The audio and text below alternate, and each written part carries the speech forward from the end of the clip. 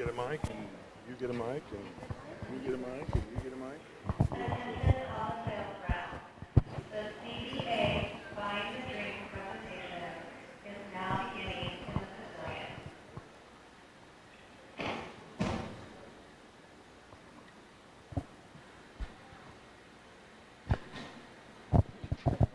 Ben, how are you? Jesse. Jesse. Good to see you. Good to see you. Hi, Jesse. Dale. How are you doing? Yeah, good, good. Good to see you. Tripping. I did read that this morning. That was good. The TDM. What was it? The interview you were roommates with Dale. Oh, yeah. Now that's an empty refrigerator if there ever was one, huh? You had to put a sock on the door. You had a girlfriend. Let's just say that he had more socks on the door than This me. is not on, is it? It is, and it's recorded. It's recording.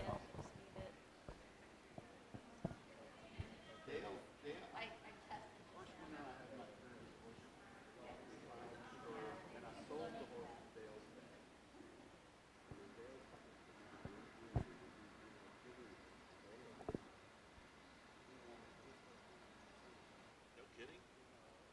So you guys had the same first? Is that right? That's awesome. That's a good trivia question.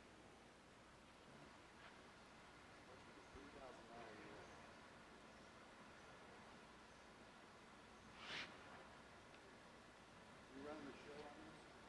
Yes, he is. Yes. No way. No, you have to scratch. I didn't see. Somebody else was on it.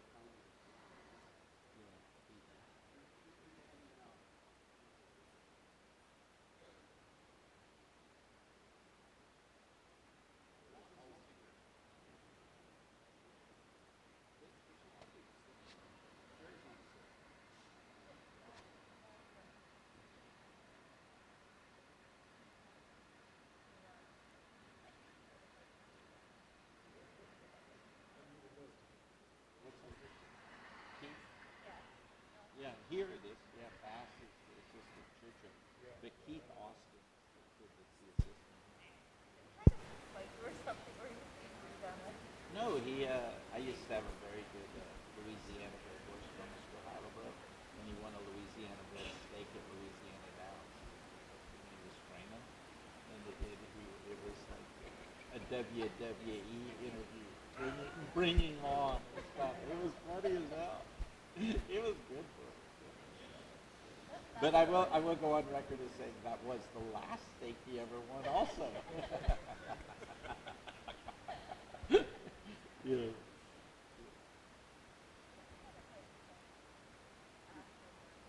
Yeah, it was kind of funny. It was so fun. It was so funny. His Keith Silks were Superman. Remember that? So it was all WWE.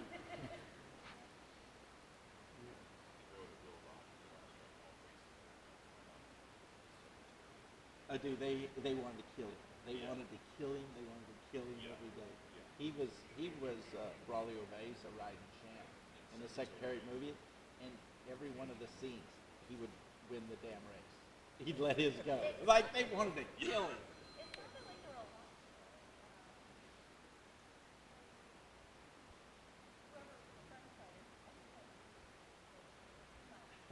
Yeah. Yeah, no. They thought the horses were going to be the hard part. The animals, no, it was the riders.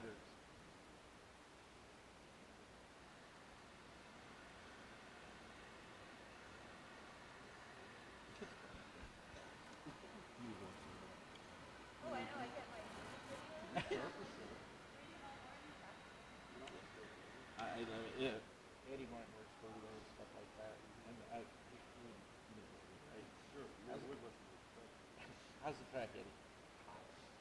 Hot. It's hot. It's hot.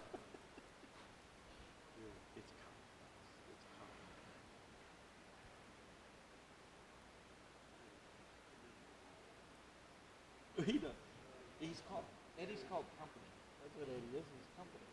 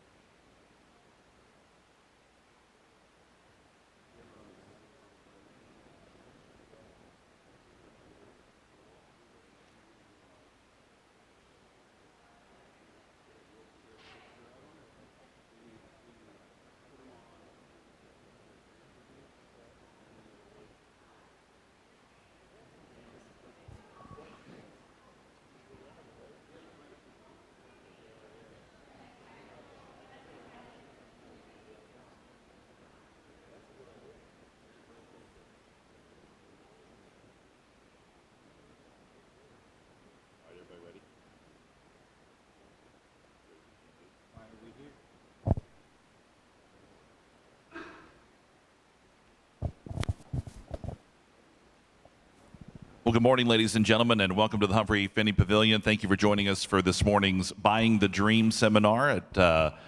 We'll get to it in just a few moments here, but I would like to welcome up the Vice President of the CBA, Rob Tribbett, for this morning's introduction. Afternoon. It's afternoon already. Thanks, everyone. I'm Rob Tribbett, the Vice President of Commercial Consignors and Commercial Breeders Association. I'd like to welcome you to this event and thank Physicality and everyone for their efforts in putting this together. We have some great giveaways today, so if you didn't get a raffle ticket, see someone at one of the entrances and we'll get you signed up. And I hope everyone enjoys the presentation today. Thank you. Well, thank you again, everyone, for joining us this morning. I'll begin by introducing the panel. We'll go in alphabetical order, since that's the easiest way to go about it. Steve Asmussen to my immediate left, the all-time winningest trainer in North America with 10,595 wins as of yesterday. But I think there's 3 starters today, so we could add to that even by the end of the day. 2016 Hall of Fame inductee and has trained Hall of Famers such as Gunrunner, as well as Rachel Alexandra and Curlin, of course, Gunrunner going in the Hall of Fame over the weekend. Please welcome Steve Asmussen. Thank you. Cherie DeVoe on the far end took out her trainer's license in 2018, I believe it was, after 8 years to Clips Award-winning trainer Chad Brown. She has conditioned top-level fillies, such as the Grade 1 winners Vava and She Feels Pretty. Please welcome Cherie DeVoe. History-making trainer this year, winner of the 2024 Kentucky Oaks and Kentucky Derby, becoming the first trainer to do so since Hall of Famer Ben Jones in 1952. He is, in addition to Torpedo and Mystic Dan, he has trained 12 individual Grade 1 winners and conditioned more than 2,000 winners to his credit that have earned more than $126 million in career earnings. Please welcome Ken McPeak. And another guy who had a pretty great spring as well on the Dubai World Cup card. He was the winner of the Dubai World Cup this year with Laurel River and the 2024 Dubai Golden Shaheen with twos. Before going out on his own as a trainer, he was an assistant to Hall of Fame trainer Bob Baffert for 5 years and was also employed at TaylorMade Farm. So we'll get some good stories there, I'm sure, in Lexington, Kentucky. Please welcome Bhupat Seemar. So the idea today is buying the dream, and it's a perfect time to have this because hopefully we're buying a few more dreams this evening. We're off to a great start of the sale last night with the 103rd Saratoga sale. But let's start at the beginning, if we would, with Steve. What's the initial process that you go through when you attend an auction? What's the first step? Well, you're familiar with what auction it is, where it is in the country. Here at Physicality Saratoga, it's such a select sale.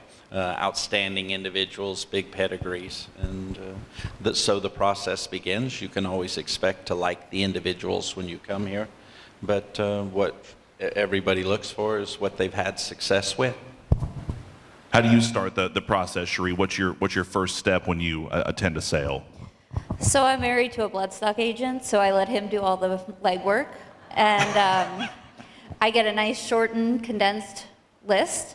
And we go over that and try to see what is realistically buyable for each client. So we have a partnership and they look for one thing and then individual clients. So try to take that shortened list, shorten it down even more to see what is realistic to really focus on.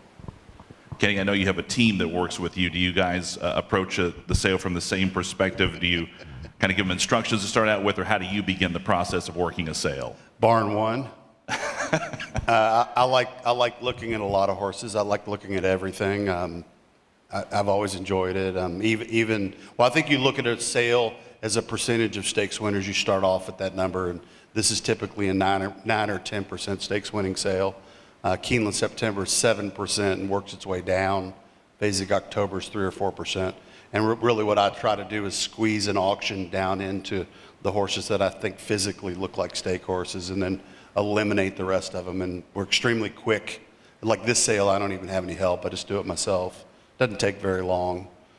Somebody nicknamed me Mr. 7 Seconds. I can look at a horse, and if that's not a horse that I'm interested in, then you can move on.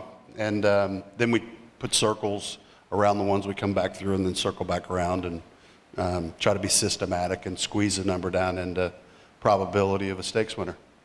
And Bhupat, you've attended and purchased international sales. Do you approach domestic sale? Do you approach sales in North America, I should say, the same as you would an international sale? Do you work the sales in the same manner here that you would anywhere else? Yeah, for me, I would go through the catalog, but over here it's easier because it's very select. And then I would usually go through the catalog and I'll try and go see almost every horse I can, and then be realistic about it that there are some you can afford and then some you can't. So for me, it's usually love at first sight. If I like one right from the start, there's no point trying to like a horse, so this is how I go about it. So when you all start to work the sale, are you more keying in on the pedigree aspect of horses, or do you kind of lean more towards physical? What are your personal preferences? Cherie? Well, I think the physical has to be there. Pedigree is great, but if the horse doesn't suit what you're looking for physically, or it has some conformational blemish that you don't feel comfortable with, it's going to be awfully hard to train and live up to the pedigree on the page. Kenny? I think it's all physical. I don't put much emphasis in the page. I believe that even a soft family, a family that hadn't produced anything yet, can throw a runner. I think the best example was Take Charge Lady. When we bought her, there was only one black type horse in the first 3 dams, and that was a New York bred restricted race. And the page was blank otherwise. But then, of course, today you look at her page and it's a blue hen page. So I believe go for the physical, maybe beat the market to the punch. I've never really had the back budget of high-end numbers, so I still focus in on the individual and hip and angles and the way that they move through themselves. There are some sire lines, some broodmare sire lines that tend to carry certain traits with certain horses.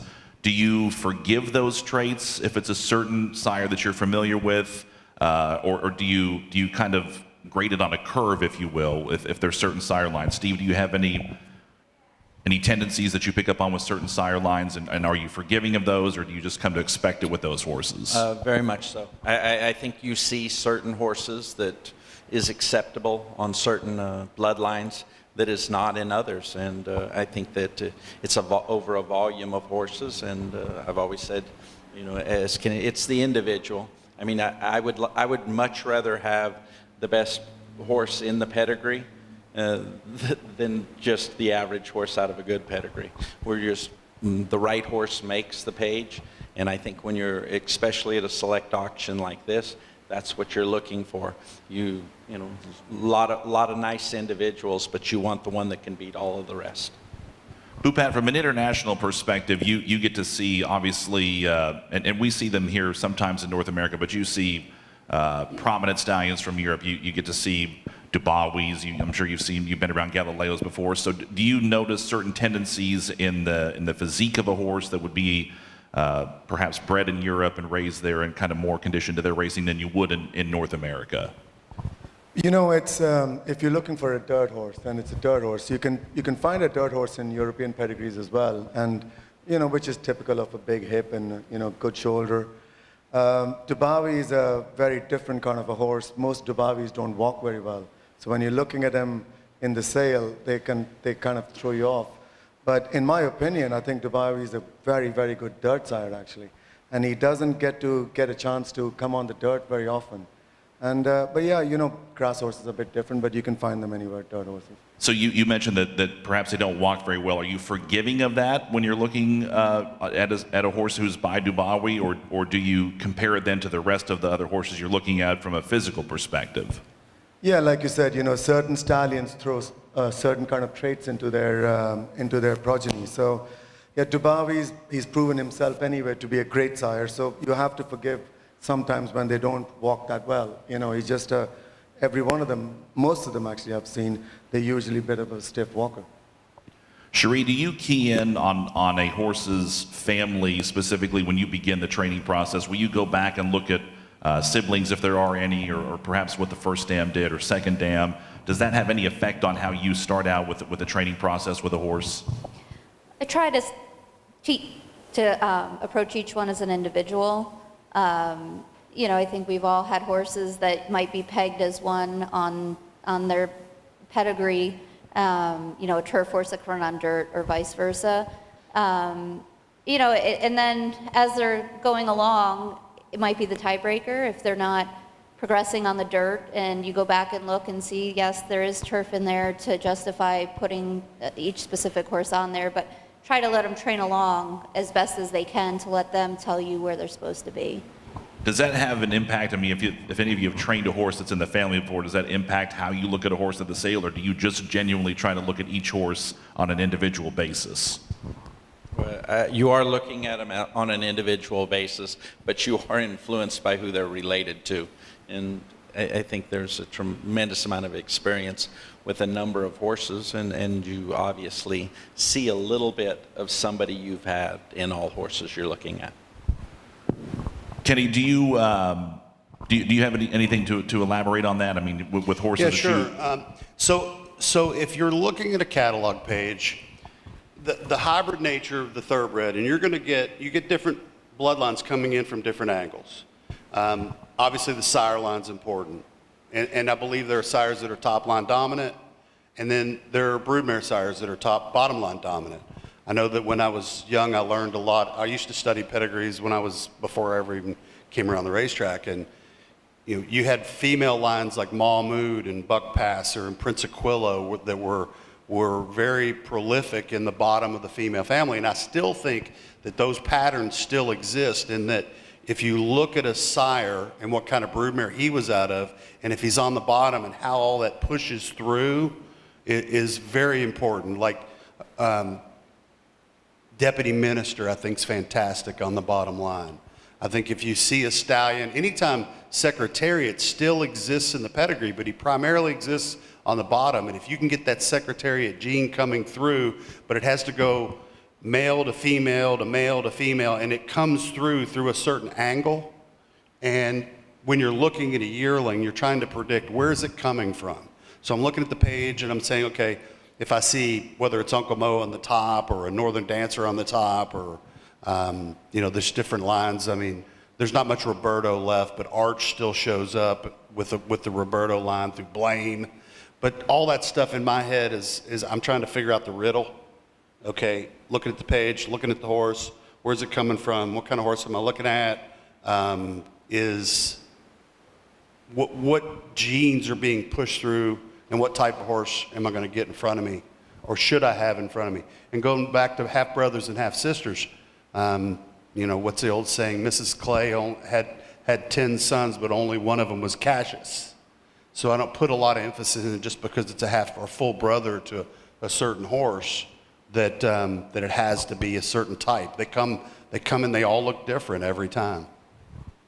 A lot has been made in recent years. There's been more scrutiny with pre-sale. And there's been a number of great CBA panels talking about the pre-sale vetting process. Are there certain things that you can't live without? I mean, is there a certain amount of risk reward involved with that? And how do you influence that when you're out there trying to find hopefully the next horse to put you on the Triple Crown trail? Well, Steve and I were associated with one of the best horses in the planet that's still, great stallion that didn't pass a vet, Curlin. Curlin had an ankle on him the size of a grapefruit when I bought him as a yearling. Steve had to deal with it, though. And he did a great job. But that horse, Mike, today would have been a hard time with Isa. They would have looked at that horse they would have scrutinized, that ankle, but he was a freak of nature otherwise. But, there's a lot of horses that don't pass. I mean, I think Swiss Godiver had a nick on her x-rays, and we bought her anyway. And we do that a lot, so I'll let everybody else speak for themselves. On Kenny's point there on the individual horse, and he mentioned him, I think that's the part that separates the individual horses, is what they put up with and what they tolerate. What some racehorses use as an excuse is not valid with the great ones. Bupan, how does it, if you don't mind, I keep going back to the international side, but you're going to be the go-to on that for this. How does it compare in North America to sales in Europe, or perhaps the Middle East as well, with a pre-sale or a repository with the vetting process? I think it's pretty much the same, because these days, the sales company and the vendors, it's a great thing that they have these things, these options, putting videos of these horses walking, and I think everybody's catching on to it, and I think it's a good thing. You can be sitting somewhere else in the world. I have my vettings done mostly. I'll send the lot numbers or hip numbers to my vet in Dubai, and they'll look at everything and they'll send me the report back. So, it's someone that you've worked with. You understand what they can forgive, what they understand about your training, what you can go through. So I think it's a wonderful thing, and everybody's catching on to it. Cherie, do you have anything to add as far as repository, and are there things that you're maybe a little bit more lenient on that as a trainer that you can kind of work through? Well, I think one thing to note is a lot of vets that we've worked with, it's not a pass-fail. It's a conversation of what the findings are and what you're comfortable with the risk of that is. A lot of things are just non-issues. Somebody might want a perfect scope, and everyone has different experiences on it. Some things I'm more comfortable with than maybe BooPot wouldn't be, and vice versa. And again, it's as an individual horse. If you're looking at something and there's, say, a horse's back of the knee, and they're already having some minor findings in the knee, it's probably going to be a no-go for us, just because historically it hasn't worked for our program and our training. So we're talking about buying the dream. This is kind of the initial process. But do you any of you attend a sale with a specific race in mind? Obviously, take out Derby and Oaks. That's what everybody's trying to win. Kenny, you mentioned today in a TDN article you want to win the Epsom Derby and Epsom Oaks. So do you try to go find horses physically to meet that? Do you set out to a sale to try to accomplish a specific goal in mind with each horse? Or do you say, hey, I think this is a horse, might not be a Derby horse, but he could win the Breeders' Cup Sprint or something like that? Do you set out with a goal in mind for your clients?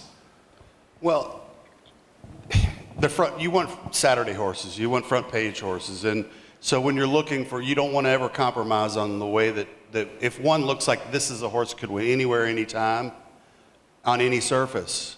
I found horses worldwide. Einstein was a horse that I found in a sale in Brazil for $45,000 that he won on the turf, the dirt, and the synthetic. I think a good horse can do that. And you still have to look at the page and see if there's pedigree. And of course, conformationally, they need to handle certain things, whether it's turf or dirt. But that's the trick of it all, and that's the mystery of when you buy one is, what kind of surface and what kind of distance. I tend to buy horses that I think want to run a little longer. I'm not a sprint trainer. I don't focus in on it. I want 2-year-olds to make a ride of ground, and then you hope they transcend from 2 to 3. So that's probably more the horse I'm looking for. Wesley's brilliant with the sprinters. We'll let him buy the sprinters. We'll go for the ones that we go a little longer with. So it's all about your style and what you're comfortable with. Steve, you took a horse that won the Texas Thoroughbred Association Futurity, I believe, to a Grade 1 race. How did the dream change from, was the goal initially trying to just win those races regionally? Did you ever have it set in mind that he was going to be a Grade 1 winner? The horse was a great story. My father owned half of him, but he was eligible for it. It was the COVID year. Texas was one of the few places running, but he obviously had a tremendous amount of ability. That was his first win in a nice purse, but during the COVID year, there wasn't a lot of races anywhere. He was very fortunate, as you mentioned, he went on and won the Arkansas Derby, but he was just a very good individual. Some of the horses my father bought, from first Grade 1 winner we ever had was Dreams Galore, Silver Ghost filly that he had bought for $40,000 as a yearling. He bought an ARC winner for $40,000 in Suave Dancer, from there, Green Dancer. So I think that those are the ones that you dream about, and that's where it begins. But with him, it was always the individual, the athlete that they were, far more than the pedigree that they had. Cherie, with you and David working together, your husband David and Gordo, do you guys have specific Do clients have specific races they set out to try to win? Do they say, this is a race that I target, and then do you try to work back and go find horses that'll fit that criteria? No, we just try to be fair. I'm the youngest one in my career up here, and you know, as I've grown and accomplished more things, it leads the budget to try to get those big two-turn dirt horses or big two-turn dirt fillies. So, you know, that's one thing looking at as individual, but it's not a race. We're not looking, we just let the horses develop along and take us to where they're ultimately going to be and try to be the best they can be. Do you, we talked about being linear, we talked about respective of sire lines, I guess, but are there certain things that you look at for a racehorse that are you really like? Are there certain non-negotiables, perhaps, when you're looking at horses at sales, whether it's their behavior, anything of that nature? I think it's really important to watch the horse's behavior because, again, all of us are looking, as Kenny said, looking for the Saturday horses where there's big crowds and there's a lot going on. And if you stand in the back or you're watching how they're acting with all the chaos and stress that's put out here, you can kind of tell sometimes they play their hand that they might be more difficult or just might lose it, you know, with a lot of activity. And I think everybody is different about what they can allow and what they can't allow as far as conformational defect. You know, again, it all just goes back to everyone's experience. And I'm still learning, so you know, it's not fair for me to say I can't live with one thing or I can't live with another because I don't really have the bank of knowledge that everyone else has up here, but trying to build that. And David and his team definitely try to lean and, you know, when they're looking at horses, try to steer clear of something that might be too much of a challenge just because, you know, they've got a lot to overcome. Kenny, do you have any there was a recent article, I think, that came out. You like to see a nice hip on a horse, but there's certain non-negotiables outside of that? Seen very few really top horses that have a great hind leg on them. The part of the hind leg that's probably harder to look at is that there's what I call points of reference. I believe horses are like constellations that, you know, if the hip and the way they move through the angle into the stifle and down the gasket into the hock, even the angle of the hoof is a big deal. But I've never seen a top horse that didn't have a great hind leg. And then you've got to hope that hind leg can handle the training and stay sound. And then I probably tend to buy a horse with a little longer hip, but then you've got to hope that they've got the quickness, the turn of foot to be able to move that hip through. And then you might want to look at some top line speed on the pedigree. That's when you might look at the pedigree. Okay, where is there some gas someplace? Because if you've got the long hip and the gas, you get the Curlins of the world and the Torpedoes and all that stuff. So it is very artistic, and the angles of the hip and how they move through themselves is a big deal. You can forgive a horse a little bit if they turn out. I think they jump quicker when they have a little bit of an angle from their pasterns to jump quicker. If they're too straight, they tend to be, or if their alignment is extremely good, they might be more grass horses because they need to get over that ground very efficiently. But hind legs everything, and then depth of shoulder is huge. Balance is right in there. The front end is the last thing I worry about. If they move through themselves, very forgiving. For those that are obviously following Torpedo, she is not the greatest mover up front. If you watch her left front leg, you go, whoa. You know, that's why she didn't bring a lot of money, of course, but she sure gets across the ground pretty good after that. Steve, what about you? Do you have non-negotiables, or is it just more you prefer certain things when you're looking at horses to buy the dream? You definitely prefer it. You've got non-negotiables. I think that we're an unbelievably fortunate group up here, as in that, you know, to be able to shop at a select sale like here, as well as other places. So you have a tremendous amount of non-negotiables, and then when you get to, you know, the balance, I think Kenny's exactly right. You know, with the hind leg, when a horse quits putting their hind leg up underneath them, they decelerate so quickly. You know, that's vital, and I think that is non-negotiable as far as how they move. But you know, it's correctness. When you're looking at an individual, you got to consider the amount of miles they are between walking in this ring and actually running in a race? And is there enough of them there, mentally, physically, to take it? So that's an interesting point that you bring that up, because I think there's a lot of times where you just see a horse for 2 or 3 days at the sales grounds, but then at some point, you all look at a lot of horses, so you're probably eventually actually going to see these horses train at some point. How much imagination do you all have to use to say, okay, I think this horse is going to be there in 6 months' time or in 12 months' time? How much does imagination, or is it just you buy the horse and hopefully it continues to develop? I think I have to visualize what this horse is going to look like in a year or 2 years. And I think that a yearling is a toned down version of that. And you've got to try to predict. And I think buying yearlings is perfect because you've got a general idea of what the package is going to look like. Then you have to say, okay, are they going to grow in their withers? I mean, I don't think they change a lot on the angles so much as they change in size. And then sometimes like if you get a yearling that's heavy, okay, you know he's going to be putting on more weight as a 2-year-old, a 3-year-old, and a 4-year-old. So you got to be careful buying a horse that's too heavy front end, heavy-bodied horse. I'd probably tend to a little lighter, but you're trying to predict where you're going in the next year or two, and then you start getting clarity. And like we've touched on the numbers. Think about it. Even this sale, 90% of the horses in this auction won't win a stake race. So it's a huge game of failure, and so you're trying to sort through the math on all that, and that's why you can eliminate pretty quickly. You probably eliminate 70% of them pretty quickly.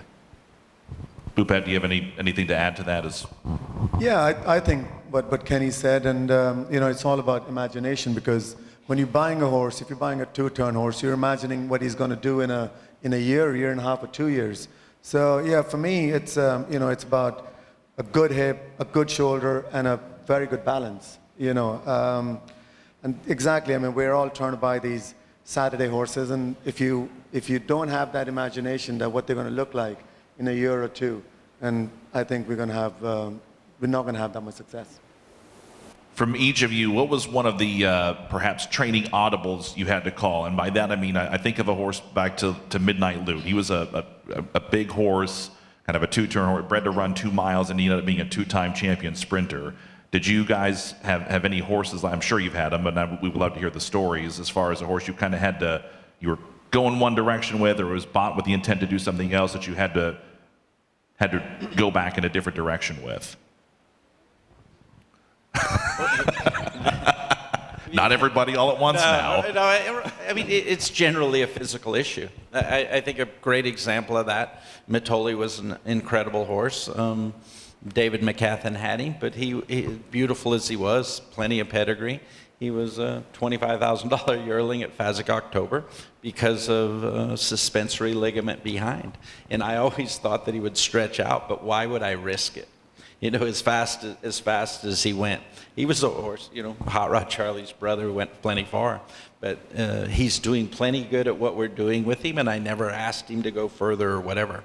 But I think that those are just common sense audibles. If you're, just don't look for what you can't do if you're having success doing what you are. Midnight Loot had 3 throat surgeries. But that's my point, though. Is Tom McGreevy here? All right. Well, I was the underbidder on the horse, and Tom was worried that I was going to outbid him on that one, but he passes that horse. He passes that throat to some others. I've had a couple of Midnight Loots that had to have throat surgery too, so that one's a tricky one. Tahana Run had a tie back and ran a 123 buyer figure with a tie back. A horse can overcome that. I tend to take a sprinter and try to route it because I think if I think Swiss Skydiver easily could have been a sprinter, but we toned her down, stretched her out, and of course, success was there. Mystic Dan, I think, could have very, very easily, my staff tried to talk, just sprint him. I said, no, I think we can get him to go a little further. That one worked out good too. So, it's all, your style. And like I said, I tend to try to run them a little longer, and I might take a sprinter and route it, and if it doesn't work out, then cut back again. But had enough luck going longer, I'm gonna keep trying to do it. Bhupat, Yeah, I think the prime example for me would be the horse who won the Golden Shaheen this year, Tuz. I think they bought him for $7,500. He's by Oxbow. And he came to us from Russia. They called him the Secretariat of Russia. I think he broke as a 2-year-old, he broke the track record there and won by 25 lengths, and he was unbeaten. So when he came to Dubai, the only races we could aim for was the UAE Derby, which is $2 million race. And we could only give him one run, which was a prep run, and we gave him, which is at 9 furlong.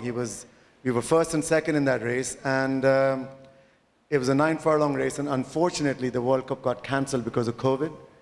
And we brought him back in distance because he had too much speed, and he became from a 10 furlong horse to a 6 furlong Grade 1 sprinter. And you kind of did almost the opposite with Laurel River. He was a graded stakes winner sprinting in the United States, and then you were able to win the World Cup with him. You know, every good Grade 1 horse should be able to sprint. You know, they have to have speed. It's like, they all know that, and everybody knows that. So when I was training him, first of all, he hadn't run for a while, so it was easier to give him a prep run at a sprint and then get him ready but he had enough sprint to I think, outrun every sprinter in the country, and I think I had most of them. But I don't think he was just fit enough that time, and he got beat, and we learned a lesson, and then we moved him up to a mile, and he was very impressive. And then I knew the World Cup didn't have much pace, and there was a lot of pace in the mile race, in the Godolphin Mile. But I also knew, I spoke to the Judmont principals, and they said there's plenty of stamina in his pedigree. He's got Empire Maker, he's got AP Indy, he's got a lot of stamina in his pedigree, so we should try, and I was thankful to them, they let me try it. Sheree, have you had any horses that you've kind of had to call an audible on and it worked out successfully? Again, I only have a small bank of knowledge compared to everyone else up here. I've done the same. A horse wins going sprint distance like a Baba, and try to stretch her out. She's got the pedigree to try to go a route of ground. Tried it twice, and after that just said no more. We'll just keep her sprinting, and haven't looked back since. This is going to be the first of 2 parts here, since this is the Buying the Dream meeting here today in the panel. So what is your best public sales success story that the dream came true on? Give you all a minute to think about it. I never bought a good one. Sorry, I don't think that's totally true. But so what would be the success story? I mean, Kenny, there's a number of horses you've talked about a number of times with Tejano Run, and you've been a part of Harlan's Holiday as well. But what was the dream that did come true? So I never could make a slow horse. I could train a fast horse to run slow, but I could never train a slow horse to run fast. And I have, from the beginning of my career, I was always frustrated that I always got beat by Wayne or Steve or Todd. And I said, I've got to find a better horse. I mean, and that's really been my motive when I go to a horse sale. I have to find a horse that's ultra competitive. I don't think it's about anything other than, you bring a good horse to the racetrack and you got a chance to beat the other guy. I mean, I've just got a great list. I mean, Tejano Run was a horse that, he gave me a $25,000 budget. We bought him for 20. I mean, you all know most of them. Swiss, 35,000. Take Charge Lady was way over budget at 175. Repent But was still a success story, and in that regard. You bought the dream there, no doubt about it. I mean, I try to buy the dream every year if I can do it. I mean, a friend of mine said, Kenny, you're one good horse from being on the front page, and that's what you need. You got to stay relevant in this business. So the work that we do at these auctions, whether it's Phasic July here, am I allowed to promote Keeneland? Keeneland September, and then into this is a CBA panel. It's okay. It's okay. Okay, but it makes, if I do a good job during the yearling season, then it might carry me 3-4 years, and so it makes all the difference. But it's a lot of fun. It's a lot of fun. All right. We gave you a little bit of time to think about it. What is the number one success story? One of my favorites is Jackie's Warrior. It's funny. You listen to Kenny, that wants something to go two-turn. I want one that can just beat them all. Just easy to find. He's the one in front, But just so many fortunates to have. Him buying Curlin, Kenny, I don't think there's a better horse on the planet. So, it starts with that. But I do love the fact that you didn't think you had a good horse in the barn, so you quit for a while. You don't know that old story. My mother was terminal ill. What are you going to Well, do? now your mother was ill. Yeah. Oh, yeah. She would have been glad to stay in the win picture. Well, look. But Helen should have never showed you that horse. That's what. No, Jackie's Warrior's probably my favorite. And he was one. he 95,000? Is that what he was? So. Yeah. I think he was. Just Kurt Robeson, somebody who plays at a very comfortable level, has had just very good horses one after the other, but him being his first Eclipse winner and stuff on somebody who's been in the game that long and supported us that long, he's probably my favorite yearling purchase. Cherie, do you have any success stories so far? Well, You've had a lot of success stories. What's the one that was buying the dream that really turned out? Well, I think my most accomplished horse right now, well, there's a couple, but my reference point is Vaba, and it was just, I got made fun of and picked on a lot because when we bought her, we sent her to Barry Eisman, and I said, that's the one, and he was picking on me because he said, of course, Gun Runner. Steve had Echo Zulu, and I had a filly that was always running second to her. So the joke was, if you can't beat them, join them. But, just watching a filly like that where she just struck me from the very beginning, and to watch her go through and to still be part of her development, is special. And again, She Feels Pretty, where David found her on the farm and bought her and helped for the Jacksons. And now we have More Than Looks, who's supposed to run on Saturday in the 4-star Dave. So a lot to be excited about. And again, those were all a team effort between David and I and our clients. Pupat, do you have any horses that you were a part of that the dream worked out? Obviously, Two's is a fantastic example. Actually, I haven't been training that long. I've only been training for 3 years. I worked for But you were an assistant, though. Around any of the horses with Bob. Yeah. Well, I can just probably talk about myself. I would think the horse I bought last year, bought him as a 2-year-old in Physicality sale in Maryland, and I think we only paid $85,000. Well, maybe it's not only because I know Kenny's bought horses, with a lot less, and I've had a lot more success. But he's by Mendelssohn. I looked at him. He just looked like a perfect horse. His breeze was 10.2, but I think in America there's a lot more emphasis on time. I don't want any slower than that, or 10.2 is probably where I would, obviously you want a bit faster. Anyway, we bought him, we took him to Dubai, and when we were talking about attitude, I knew first thing when I saw him, he probably needs to be snipped. And we took him to Dubai, and he showed all those traits that, we had to cut him. And he won first time out, then he won the 2,000 guineas, and we ended up running him in the World Cup day in the UAE Derby. He was 4th. But these guys who paid 85, they got an offer for 700,000, and unfortunately they didn't sell it, but they still have a good horse. So I think in buying the dream, and I think what makes horse racing one of the most, if not the most democratic game, is that anybody can win the Kentucky Derby. Anybody in the world can win the Kentucky Derby. You can win the Dubai World Cup. While it knows no economic bounds, it helps to have a little bit of a bankroll in there. But this is the second part of the question, what's the one that got away? What's a horse that you fell in love with at a sale that then became the ultimate success story? It was Flightline here. He was just obvious, and you knew Purchased he was by obvious. David and Gordo. You're right, and you just should have done what you had to do to get him. Kenny?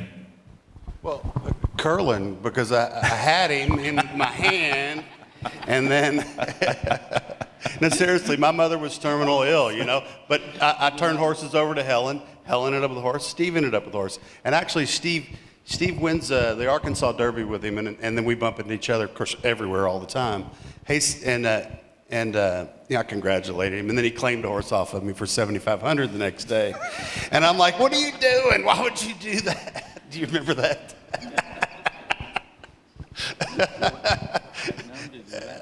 But that would have been the one that got away. But look, we watched him breeze one morning in Ocala, and Dominic Brennan and I, who still prepares my young horses, and he outworked 2 horses going a quarter of a mile by about 15 lengths. And we looked at each other and like, oh my God, what was that?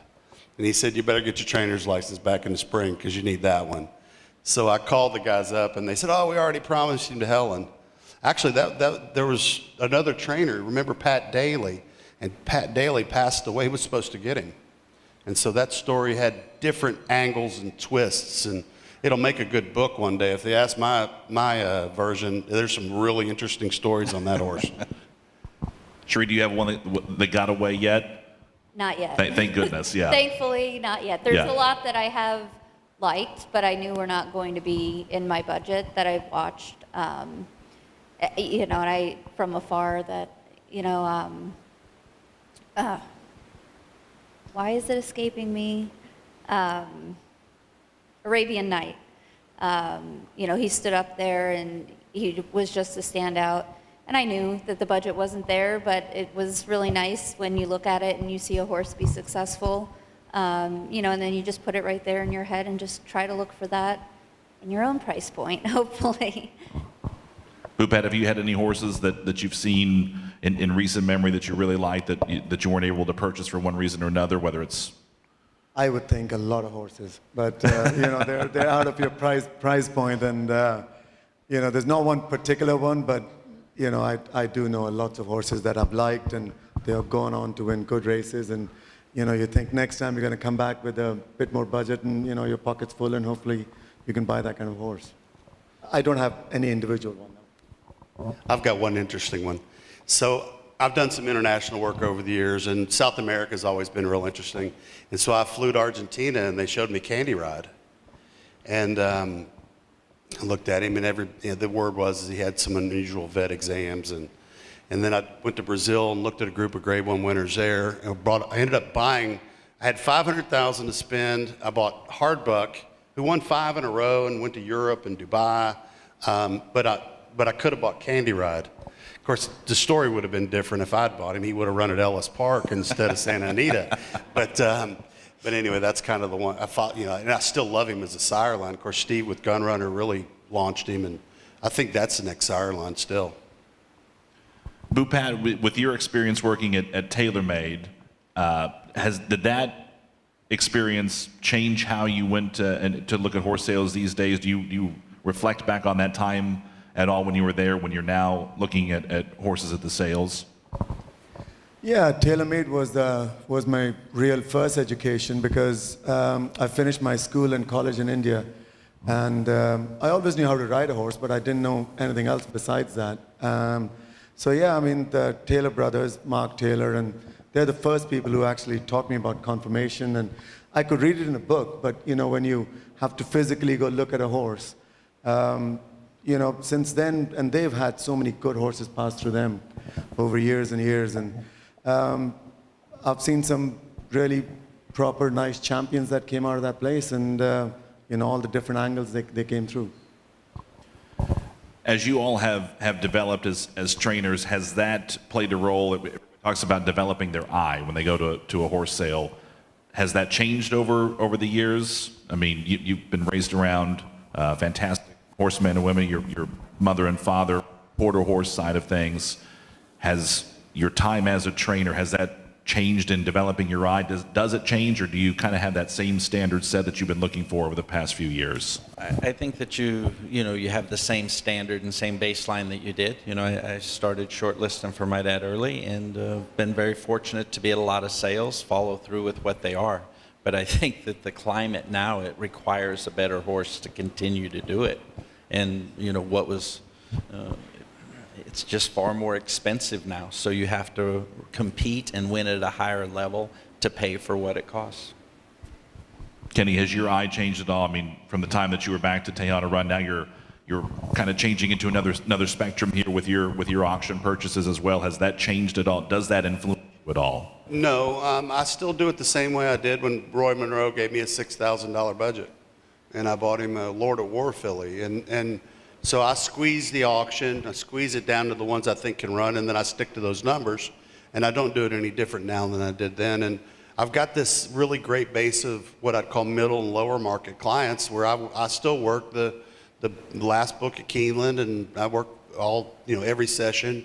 It actually hurts me here because a lot of my clients will keep their hands in their pockets at this auction waiting for me to find them something later, which is fine. I've offered a short list for the bigger outfits. I'm glad to help you out if you need any, but nobody's called me. but no, it's the same process. Nothing's changed. Cherie, you with David and Gordo, your husband, an excellent team, a great judge of a horse as well. In your time training, I mean, from moving from an assistant to now training out on your own, has anything changed with the way that you look at horses, or how your eye has developed as well? Well, David has definitely mentioned that in the beginning we were buying horses that weren't really fitting what I was doing. They were just taking too long in between races. They were too light. So we're always retooling, what we're doing. And then Kenny touched on, we're in a different climate in the HISA world, where things that the conversation might say, this is in a vetting, this is a management issue, you might have to inject this. Well, you can't do that anymore. So we're having to go through and forgive less because we can't just get, and appropriately so, the numbers are speaking for themselves, but you have to be really careful about what you are going to forgive. And, we've just tried to retool it to get horses that have a lot more substance, so we can train harder on them, and just not try to give them so much time they can bounce back, and that's what we're really trying to look for. So for everyone here in attendance today, what is the one piece of advice or the one takeaway they should have for buying the dream? Start with you, Steve.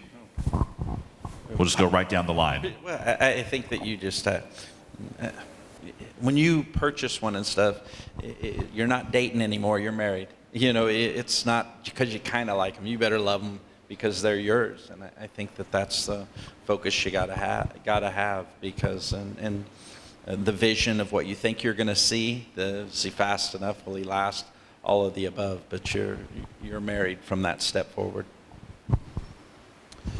I start people off with what I call the rule of 5. For every 5 horses you buy, and it is a numbers game, one can't run, one refuses to run, one gets hurt, one's a nice, useful horse you have a little bit of fun with, and one's a really nice horse that helps you forget these 4. Don't talk about these on Facebook or Twitter to your friends or your family. Talk about this one when it arrives, because this one you're going to give away, and one gets claimed, and another one gets retired, and you have to have the longevity to understand that you're going to get these 4. Don't think you're special. It is a hard game. And then when you get this horse and you talk about that one on Facebook and Twitter to all your family and friends, they're going to call you lucky. But they don't realize that you had to kiss these frogs to meet the prince. And so it is systematic. And the people that really are successful in this game, they don't sweat the ones that didn't work out. They don't sweat these 4. They let that go, they accept it, and then they move. And sometimes it's kind of like, I guess you could say, I'll use another analogy. It's like drawing cards. In every deck, and every year we're dealing with a deck of yearlings. There's only so many aces, and there's also so many deuces. And so you have to learn how to exit strategy, the 4, and then, like I said, you have to take it, like big girls and big boys, that is going to happen, and you accept it whether your trainers say, hey, this is not the one. I do a lot of that. Hey, this isn't the one. Yes, I bought it. I might even own part of it, but this isn't the one. We gotta figure a way out, and maybe Steve will claim him off of me this weekend, or. But that's part of it. So you've got to accept the failure. Yeah, to me, it's like for all of us, it's what dreams are made of. You're all trying to buy winners and good horses, but in the end, if you really see the best of the best stats, if you can win 25%, you're gonna lose 75%. And to be in this business, you have to be bulletproof. You have to be a good loser, because when those wins come, they are so nice and beautiful that's why we're all in this game. So you have to be able to lose more than you're gonna win, and this is how we're gonna survive. And just to add on is, I think as you go through this, you have to be adaptable. As I say, I'm always building my bank of knowledge. Things that I think will work, David will veto, and just say that doesn't work, and explain it. And it's very hard when he's telling his wife no, but he does it. So, again, you have to just have resolve, go in there, and as Steve said, you're married to the horse, so you have to have the conviction to try to do the best you can, even when it doesn't work out. Well, the dream is still alive. We're still picking out dreams here tonight. We'll be back here at 6:30, and the dream will continue. So thank you all for your time. Steve Asman, Ken McPeak, Bhupat Seemar, and Cherie DeVoe. Thank you all for your time. We appreciate it greatly. Nicole or Rob, did we have any questions? I don't see where they're at. Did we have any questions that got sent in? They can use a code to ask a question. So we'll keep it open for just a few moments. If anyone has a question that they would like to send in. And is that going to you, Rob? Is that where that heads? Okay. The real shame is that Wayne wasn't here, because Wayne's a lot of fun at this. He would have told all of us how many classics he had won and how few we had won. And which he did, by the way, at the Derby Trainers Dinner to you directly, and it worked out. We do that every day, just the two of us. Anyway, I remind him how old he is, and he reminds me how little I've accomplished compared to him. But he's great. He's great, actually. I saw him hobble in just a minute ago. He's out there. He's looking at yearlings, so that's what Wayne does. But he's amazing. It is a shame he wasn't here today. And if you'd like to get your refund, Jesse's going to give you a refund. No. We're going to keep the dream alive. And that's the very, like you mentioned, Wayne, that is the very definition of keeping the dream alive. 88, 89 years old, and still out here trying to win the Oaks at Derby. That's incredible. Do we want to take the question from the audience with Carrie? Is that okay, Rob? And then we'll send, yeah. Oh, gosh. Oh, boy. Oh, boy.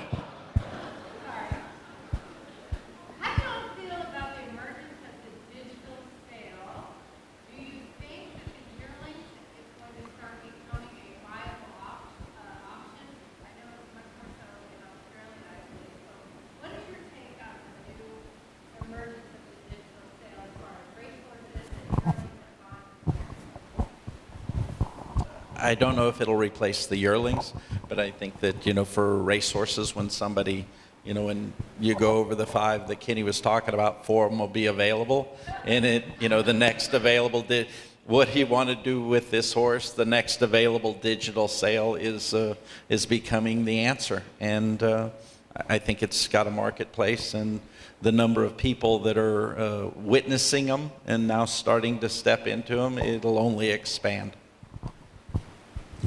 I don't like it.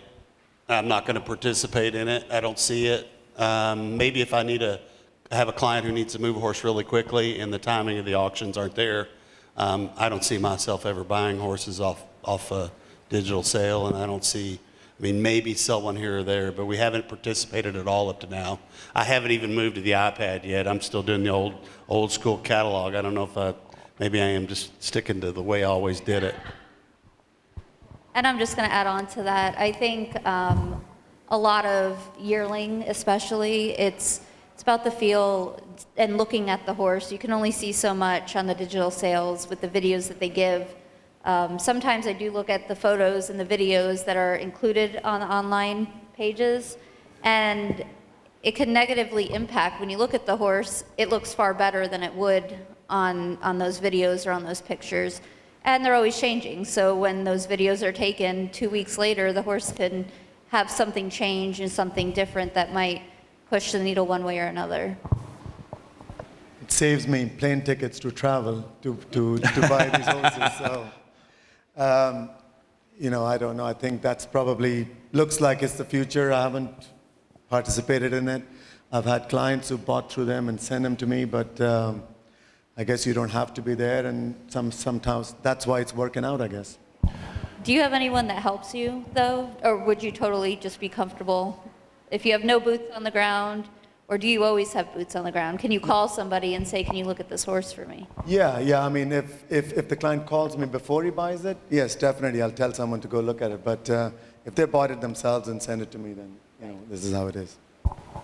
We did have one question that I got sent to me about dosage index. So about how the number of indicators in a horse that might be a ratio of stamina to speed. Does that play into anyone here? Does anyone use dosage index or have an opinion on that? I fully understand it. Stephen Roman, and I've read a lot about it. I still think that when you're looking at a pedigree, like I explained earlier, what they're really looking at is the speed factor, stamina factor. You're not going to, you can't quantify that with a number. I don't think that works. And I think that one of the things that bothers me about dosage is that when a horse wins the Derby, all of a sudden they move a horse to make sure that the dosage fits. So I think that they've manipulated that a little bit. But, there are people that were really big on that back in the 70s and 80s. And he was trying to quantify what really is more art.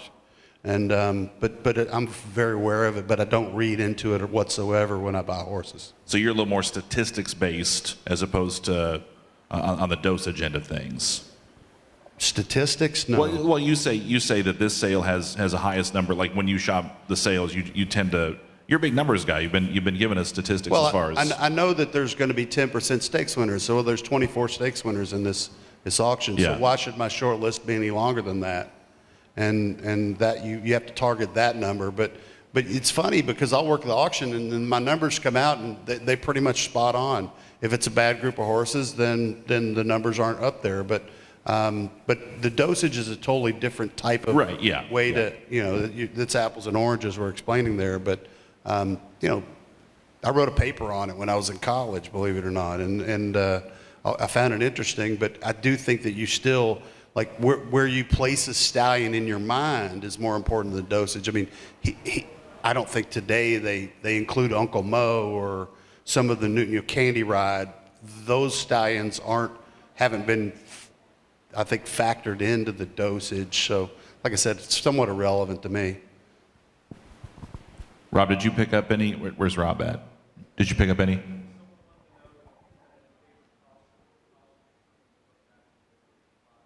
Any favorite crosses? I know there's this gun runner Tappet cross that seems to be working pretty well right now, but is there any favorite crosses that outside of those that you might have? No. The buy the best, out of the best, I'll go with that. Yeah. Start there. Yeah. I love to see Deputy Minister on the bottom line. I like to see like crosses where female sire lines are a big influence. I think the mare produces a bigger influence on the foal than the sire, but the sire has to keep from bringing it down per se. I mean, I love seeing today like the Curlin's on the top and Harlan's Holiday's influence, and then Take Charge Lady's probably going to come through more on the bottom line where she's got a couple of sons out there. So all that stuff it's very artistic as opposed to, statistic.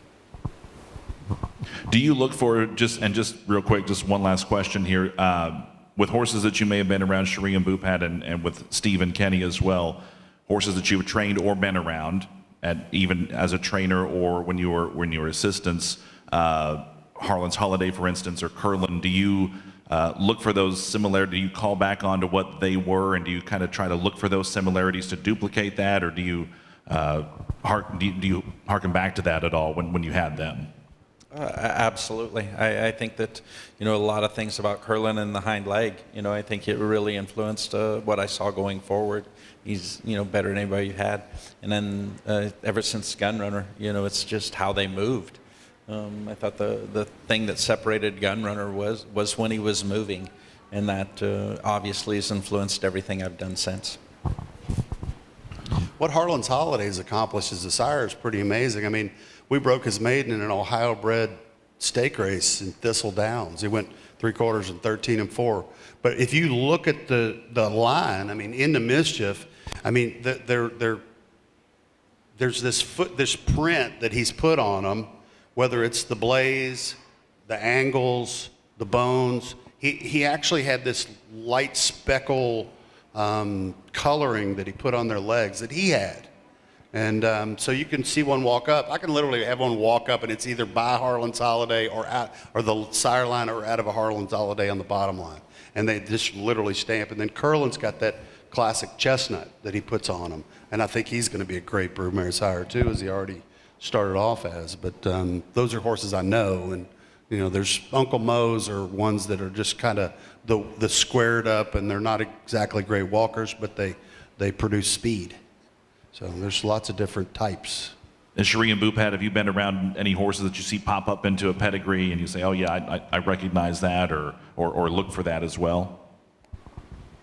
It's hard for me right now, you know, but Fair, yeah. I'm a science nerd before I did all of this. I'm going to put one little science thing. When Steve is talking about Gunrunner, or Kenny's talking about, you know, a speckled marking, there's this thing that somebody out here who has a lot more free time than I have, it's called crossover genetics. So if anyone can figure it out, if on the gene there's the color that is somewhere to what makes the horse run fast. And when I was going to stay in school and be a studious physical therapist or something, that's what I wanted to do, is just map out the genes and see what correlation physically would have with what, you know, is it the depth of the girth, or is it the angle, or is it the heart? What on the gene is correlating to the physical appearance? So anyone who has a lot more time and a lot more money, feel free to take what I just said and make some money off of it. I'm sure it would have been very interesting, but your clients, and we're very happy that you chose the training route as well. We're glad to have you. Yeah, it's a lot more exciting. I was very bored in a lab all day. Rob, did we have any other? That's going to wrap it up. Do we want to read off the winner of the raffle? There's 5 different raffles. Okay, do we want to excuse these guys, or okay? Well, once again, ladies and gentlemen, a round of applause for Steve Asmussen, Kenny McPeak, Boopad Seymour, and Cherie DeVoe. Thank you all for your time.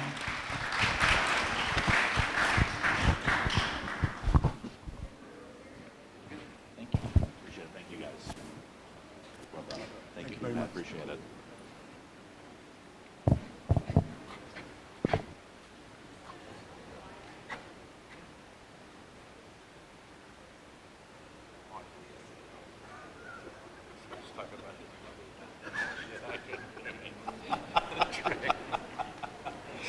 I was waiting for it. Yeah. Okay, we're going to do 3 Justify hats first. This is the ticket ending in 03, and this is just for one of them? Or, yeah, so this is just for one of the Justify hats. Ending in 036. 036. Got a bingo. Right over there. Justify hat, all right. The next Justify hat is a ticket ending in 168. 168. Right over there. All right. Oh, there's 4 Justify hats. We're keeping the dream alive with the Justify hats. Next is ending in 179. Right back there. And the final Justify hat goes to ticket number 157. Hey. Pat said he needs a hat. That's a good one to have. Okay. Here's an Epicenter halter courtesy of Coolmore, and that ends in 163. 163. Anybody? Right there. Randy Nicholson, thank you very much.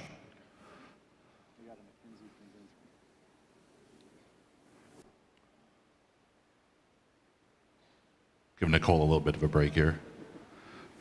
Brandy, right back over there. And this is a McKinsey halter, is that right? Courtesy of Gainesway. Thank you to Gainesway. 185 is the ticket number. 185 for the McKinsey halter. Mr. Campion, well done.